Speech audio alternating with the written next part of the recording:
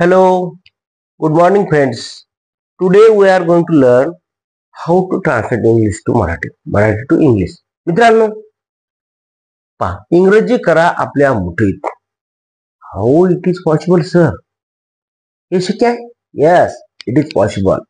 First of all you my dear friends, you watch all videos and then tell me. मित्रांनो, तुम्ही अगोदर काय करा, सर्व व्हिडिओ बघा. बेसिक पासून जे माझे व्हिडिओ आहेत सर्व व्हिडिओ बघा आणि नंतर मला सांगा सर मला इंग्रजी येत नाही. काय येत नाही बाळा तुला इंग्रजी? कारण तू बेसिक पासून जे मेन एबीसीडी पासून जी सुरुवात असते तिथून ते आपल्याला आता आपण इथपर्यंत आलो की आपण कोणतेही वाक्य इंग्रजी मराठीतलं ट्रान्सलेट करू शकतो. आता बघा मित्रांनो, how to translate Marathi to English. मित्रांनो, मराठी भाषेतलं इंग्रजीमध्ये कसं ट्रान्सलेट करायचं आणि करत असताना मित्रांनो काय करावं लागेल आपल्याला? Tense is the most important. Tense is the most important in English sentence. आपल्याला त्या वाक्यामधला काय शोधता आला पाहिजे. जसं मराठी भाषेमध्ये आहे मित्रांनो की मराठी भाषेमध्ये पहा कर्ता कर्म क्रियापद, पण हेच आपल्याला इंग्रजीमध्ये करत असताना काय करावं लागेल? कर्ता क्रियापद आणि कर्म. मग यामध्ये कर्ता कोणता आहे शोधायचा कसा? तर सुरुवातीला जो असतो का जो काम करतो, तर समजा मी एखादं काम करतो, मी लिहित आहे म्हणजे मी करता झालो, बरोबर आहे. आता इथं समजा एखादी मुलगी आहे, प्राची अभ्यास करीत आहे, मग त्या ठिकाणी करता कोण झालं? प्राची झालं. अशा प्रकारे आता मग जास्त स्टुडंट्स विद्यार्थी मैदानावर खेळत आहेत, मग या ठिकाणी करता कोण झालं? कोण खेळत आहे? विद्यार्थी. म्हणून या ठिकाणी असं आपण करता शोधायचं आहे. हे आहे शेवटी क्रियापद आणि मध्ये असं ते कर्म, म्हणजे जे कार्य करायला आपण ते कार्य आणि शेवटी आहे क्रियापद. मग आता मित्रांनो या ठिकाणी आपल्याला कर्ता कोण आहे? तर आय. बघा मग इथं काय करायचं? सुरुवात आपल्याला आय घ्यायचा आहे. नंतर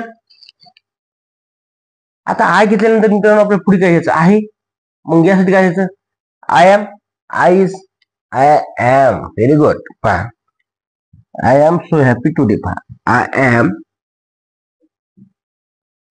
आता हे झालं आय. नंतर हे पहा नंबर 1 चा शब्द झाला. नंतर शेवटचा एम. आणि खूप आनंदीसाठी काही खूप आनंदीसाठी हॅपी, बरोबर. पण खूप ना so. I am so happy. So happy. HAPPY.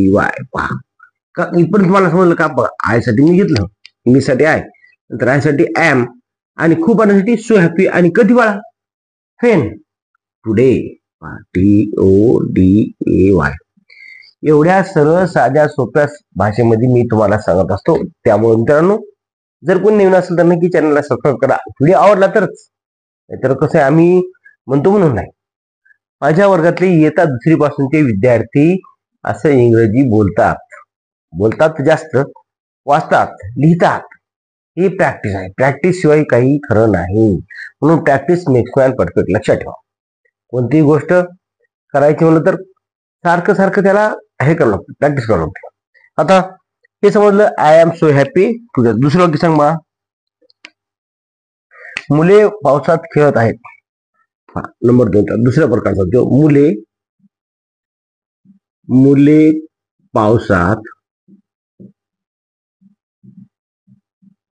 मुले पावसात खेळत आहेत. आता ही क्रिया सुरू आहे. बघा मित्रांनो, आता वर्तमान काळ आहे, पण कोणता आहे? चालू वर्तमान काळ. आपल्याला तुम्हाला मी 12 टेन्स सांगितलेले आहेत. वर्तमान काळ, भूतकाळ, भविष्यकाळ आणि याचे उलट पुन्हा उपप्रकारचे मी एका चॅप्टर मध्ये दिले आहेत, तुम्ही बघा. नंतर मग आता हे वाक्य कोणतं आहे? तो खात आहे, खेळत आहे, खेळतात. म्हणजे पहा एखादी गोष्ट जर चालू असेल तर त्या ठिकाणी आपल्याला चालू वर्तमान समजून घ्यायचं आहे. आता पुढे बघा, मुलीसाठी येईल. सांग बरं सृष्टी काय येईल मुलीसाठी? सृष्टी. चिल्ड्रन. Very good. CHILDREN. आता चिल्ड्रन आहेत पहा. तुम्हाला मेन मुद्दा लक्षात ठेवा मित्रांनो की आपल्याला वाक्याचं भाषांतर करत असताना सुरुवातीला आपण कर्ता घेतलेला आहे, नंतर काय यायचंय? क्रियापद. आता क्रियापद काय आहे? एम घ्यायचं, इज घ्यायचं, आर घ्यायचं. Very good. Are. Children's are आता खेळासाठी playing, children's are playing in the rain. पहा, children are playing in the rain. Children are playing in the rain. Rain म्हणजे पाऊस.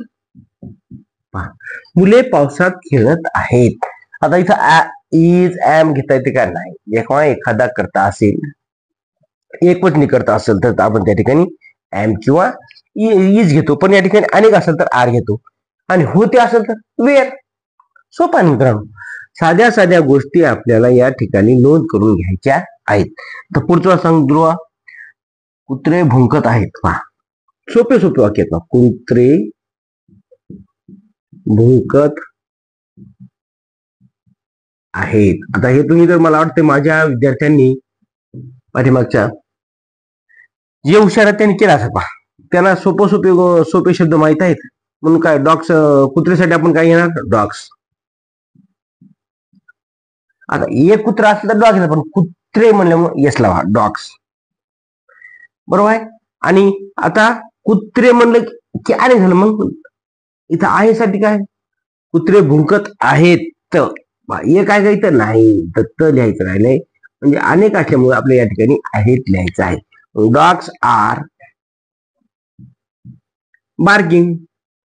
BARKING.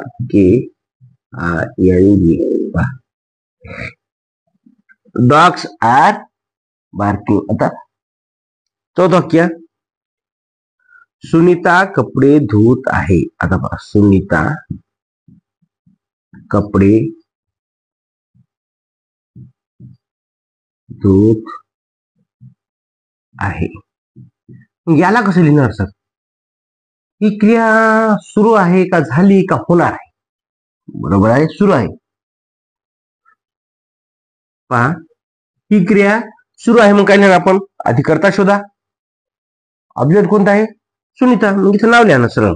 Number 1 Sunita, SUNIT. आता करता एक वचनी आहे आणि एक आहे, म्हणजे इथं काय एम येईल का? नाही. आय साठी एम येते फक्त, मग सुनीता इज. बघा, इथं आर येणार नाही. आर अनेक असेल तर येते, जास्त असतील तर येईल ना आर. मग इथं एक असल्यामुळे सुनीता इज काय करत आहे? दुनियाला काय येईल? वॉश. आणि कपड्याला cloth. Sunita is washing cloth. आता त लागले बाबा, तर तुम्ही वॉश केला नाही. WASH. पहा, आता मी सांगतो, Sunita is wash, WASH, wash केलं.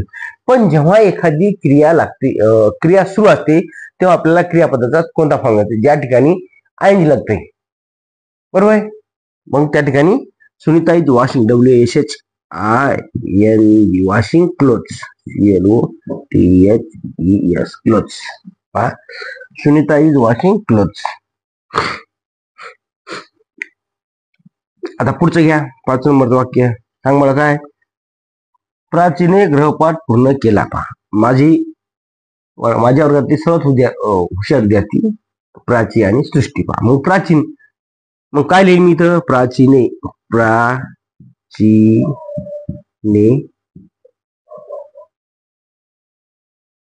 गृहपाठ पूर्ण केला. प्राचीने गृहपाठ पूर्ण केला. आता मग कसं लिहिणार मित्रांनो तुम्ही? ही क्रिया चालू आहे का होणार आहे का झाली आहे? काय म्हणली? झाली. Very good. ही क्रिया पूर्ण झालेली असल्यामुळे आपण या ठिकाणी हे भूतकाळात वाक्य पूर्ण केला ना, का करणार आहे, का करीत आहे? नाही, पूर्ण झाला. या ठिकाणी प्राची पहिला आहे PRACHI, प्राची. आता मग केला काय? Prachi completed the homework. पहा, पूर्ण केला म्हणजे काय? कम्प्लिटेड, COMPLETED,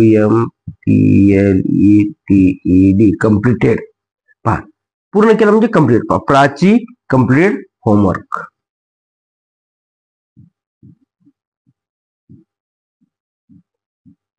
पहा, किती सोपं आहे.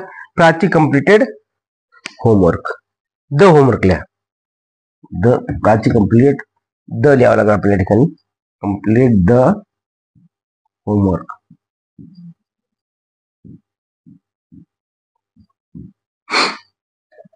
अशा प्रकारे मित्रांनो एकदम सोप्या सरळ आणि साध्या भाषेमध्ये मी तुम्हाला सांगण्याचा प्रयत्न करत असतो. जर तुम्हाला व्हिडिओ आवडला तर नक्की चॅनलला सबस्क्राईब करा, शेअर करा. Sharing is caring. Thank you for watching. धन्यवाद.